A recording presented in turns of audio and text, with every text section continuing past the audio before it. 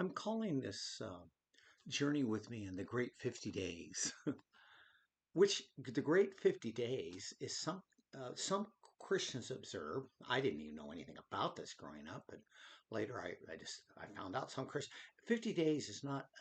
It's an Easter season we're in right now. For some, Easter was not meant to be a one-day event.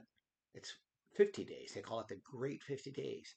It begins on Easter morning and it ends on Pentecost. And when I was preaching, I love to talk about the some of the events in the life of Jesus after his resurrection.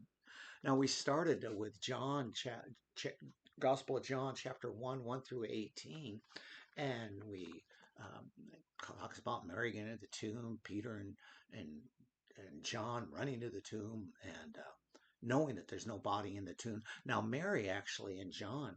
Uh, uh, Jesus appears to Mary and she doesn't recognize Jesus. We're going to talk about that again in this part of the journey. And she doesn't recognize Jesus until Jesus calls her name. And I just want to read John 1 through 18. Once he says Mary, she knows it's Jesus. And I think there's a powerful message for you and I because Jesus calls her name. And every time he calls your name, ah, you'll recognize it's Jesus. Well, let's get into more of the journey. We left it off where in John uh, chapter 1, 1 through 18, where the disciples are back together. I don't know if they're still buying into, even though Peter and John may have came back and gave a report. Yeah, she's right. There's nobody in the tomb. I don't know if they really grasp yet. Maybe even Mary came back and said, hey, I saw him. I don't know. We left it off there. But I want to jump over to Luke chapter 24. And at the beginning of Luke 24, you get again the Easter story about Mary coming to the tomb. Um, but I want to begin with at Luke 13. This is kind of neat. Um, Now, behold, two of them were traveling that same day to a village called Emmaus, which is about 7 miles from Jerusalem. I'm going to stop there because Jesus many times said when he's going to leave them, but many times he said, "Stay and wait in Jerusalem." I think Jerusalem, for me, in a bigger sense, is wherever two or three are gathered. That's Jerusalem. But here, I think he specifically wait in Jerusalem. And two of them start walking away, and it's late that evening of the resurrection of Jesus, and they're not staying there. Well, why stay there? Uh, uh, if he's dead, he's dead. Why stay if Jesus is dead? Even though they may have heard rumors, maybe Mary told them, I don't know, but why stay? So as they walk along, they start talking about all the things that had been going on that day with Jesus and resurrection, blah, blah, blah, and crucifixion. Well, all the things really, from the trial, this and that, crucifixion and resurrection. And as they're walking along, it's just Jesus kind of boop, appears, boop, appears. Um, and he says to them, "Well, what kind of conversation is that you're having one another? You seem so sad as you walk along." See, it's right there. It's in the red. What are you guys talking about? Oh, you seem sad.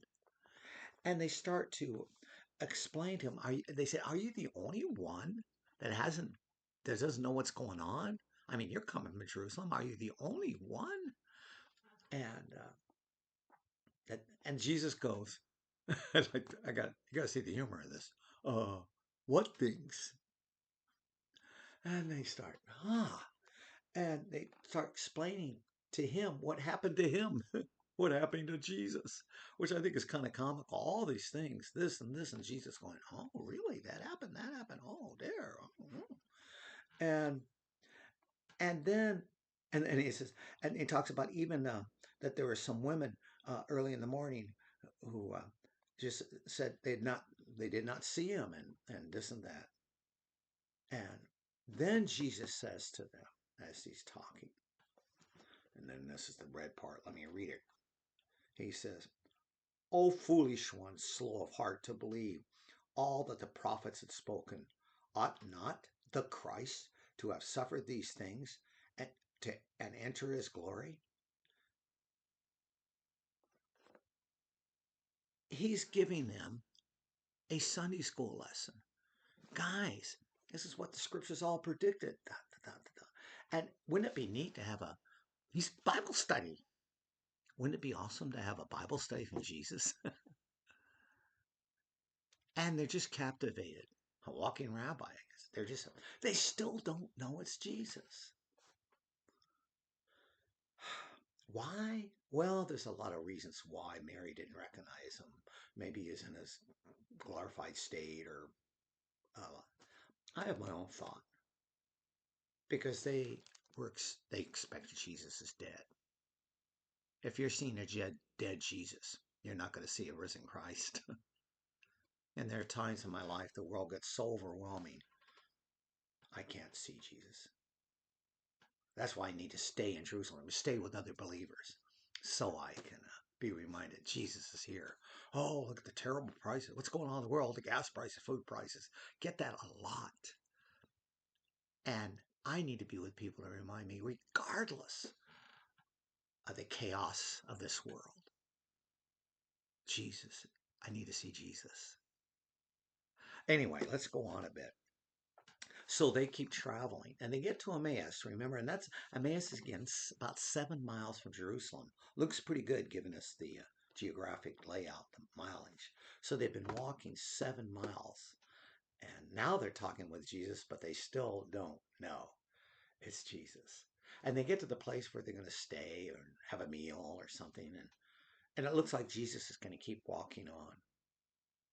And they say, "Oh, please stay with us." Man, they're liking the study, and they don't want the, and which is interesting because Jesus always wants to walk along with us, walk alongside us. But you got to keep asking him, "Stay with me, Jesus."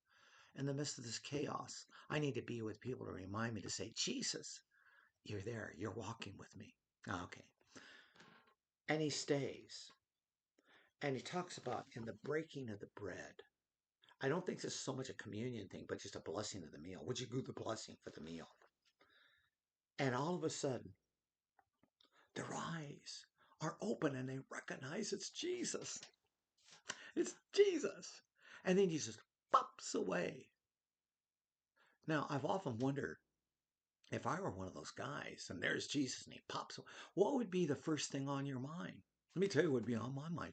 Where'd he go? Great trick. How did he do that? Not on the table. No. Where did he go? That's not what they say. They say, "Oh, my gosh, we shouldn't be here. We should go back to Jerusalem. We need to go." That's what Jesus told. We need to go back to the guys, the disciples. We need to get back there. So they've gone 7 miles. It's lightning, and they're running back because the time they get back is in the evening. They're finally doing what Jesus told them to say: be in Jerusalem. Jerusalem is not just separate. Again, I don't think it's just for me. It's not just a city. It's not just a building. Be with the body of Christ. Wherever one or two or three are gathered, be in Jerusalem. And they go back.